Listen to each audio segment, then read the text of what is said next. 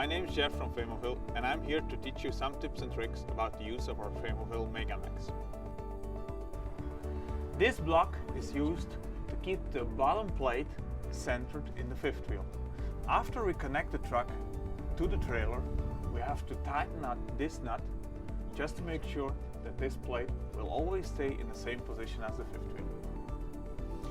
In front of our gooseneck you can find the regular connections: air supply, brake supply, hydraulic supply and electrical supply for our trailer.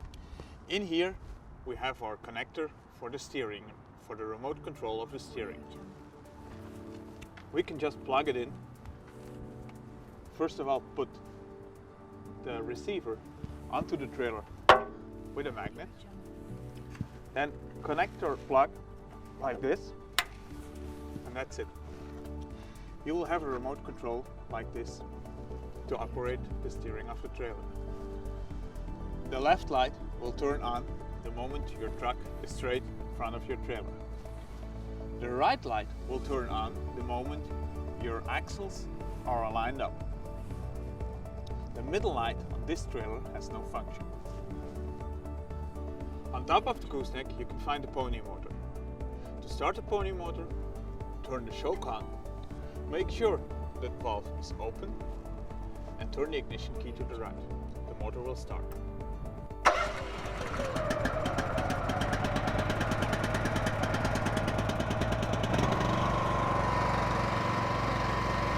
If you want to start the motor while the lines are under pressure, you can change this valve to the start position. Herewith you connect pump and tank, so the motor will start more easy. When you want to work with the trailer, always turn it back to its working position, like that. On the control panel of the gooseneck you can find 3 gauges: M1, M2 and P. P means pump. This is the pressure you receive from the pump. M1 and M2 are the gauges for the steering. Always make sure that your steering is at least at 35 bar when you start to drive. When your steering is below 35 bar, you need to activate the pony motor, switch the steering button on, steer left and right, and you will see the gauges coming up above 35 bar. Then you're okay to drive. Here you can find 3 levers: 1, 2 and 3. The first 2 levers, they command the support below the gooseneck. The third lever will lift the gooseneck up or push the gooseneck down to disconnect the gooseneck from your low bed. This button over here, when you switch it on, this will light up your light over here when you work at night.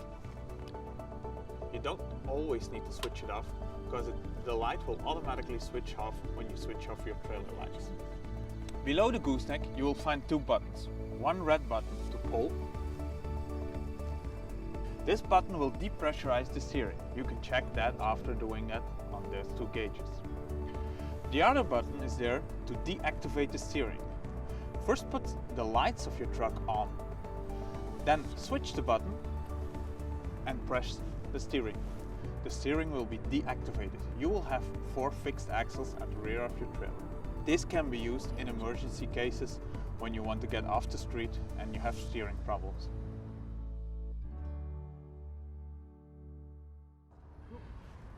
This lever over here needs to be opened to extend the trailer and always needs to be closed while driving. To open this lever, pull out the security pin, push it down until it's straight.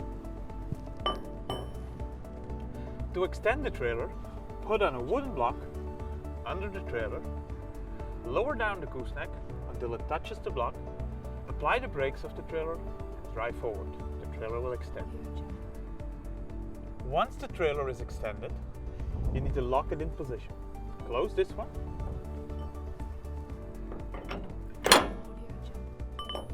Always make sure that this pin is in completely. After that, you can secure it with the security pin.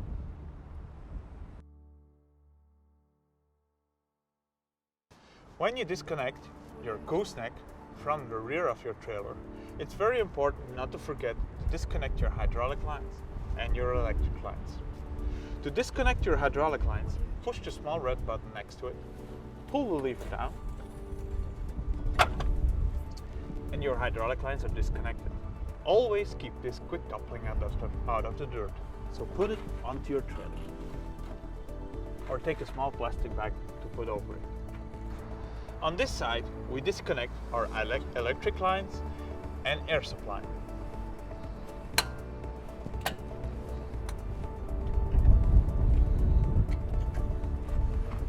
Also very important to keep them out of the dirt. Now it's time to disconnect the gooseneck. First of all, we take out our pins. Take it out, put it into the parking position so you don't run over it. After that, we will lower our gooseneck until it's unhooked in front of the bed.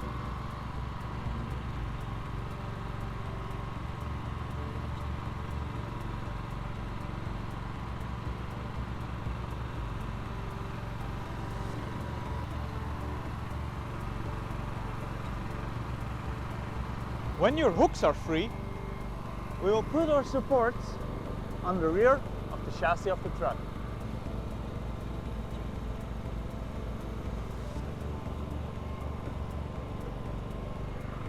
Then drive forward.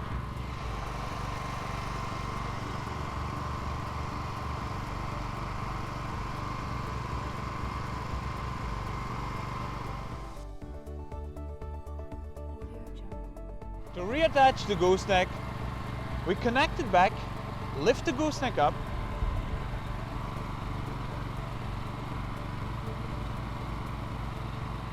lift up the bed until it's completely off the ground. It will automatically slide in a good position. And after that, you can secure the pin and lift up the cylinders again. Lifting them up. Don't forget to secure the pin.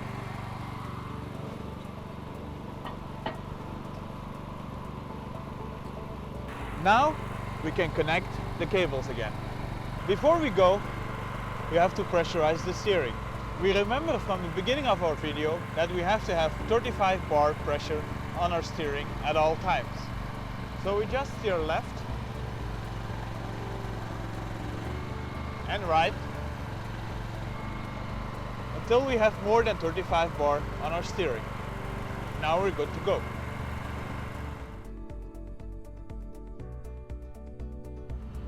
To increase the pre-camber of your low bed, put a wooden block under the low bed, lower the gooseneck, lower the back of your trailer, put in this extra shim between your low bed and the rear of your trailer. Then your trailer will be a little more pre-cambered. It will become straight after you loaded your trailer. The control panel, you can see here, controls the suspension of your rear part of the trailer. Pull it out for driving position. Push it in, turn left to go up and right to go down. You can see here a turning switch. Turn it to the left to have lower driving position. Turn it to the right to have higher driving position. Below here you can find a loading chart which compares the pressure on this gauge with a certain weight per axle. Always put it on driving position when you drive. Here we can find our handbrake, pull to activate, push to release. This is an emergency brake release. Pull to apply, push to release. This knob over here is to activate or deactivate the lift axle. Turn it to the left to put the axle on the ground, turn it to the right to lift the axle up. If you change the position of this knob, always do it with the trailer completely down. At the rear of your trailer, you will find a button to activate the strobe. Switch the button to the top to activate the strobe with the lights of your truck. Switch the bottom in the middle position to switch it off. Switch the button down to activate the strobe with the battery inside of your trailer. To lift up the last axle, first of all, we need to take out the steering rod. After that, we will secure our last steering axle with this device. Secure it with the pin. Unhook the bottom pins, take a forklift and flip over the last axle. This steering rod can be secured on that spot. The button over here is exactly the same as the one on the rear of your triaxle.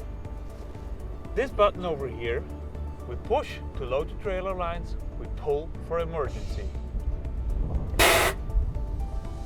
This button over here, we need to push to dump the air out of the last axle. We pull to activate it. To extend the width of your low bed, lift up here till it is secured, put on a block of wood, the height of your low bed. Then you can load on top of this and your low bed. If you're finished, lift it up again, turn it back, push it down to make it secure. This one over here is used to load a container. It's not to secure the container, but just to keep it in position. You still have to secure the container with chains. Thank you for watching this training video. Faymonville, trailers to the max.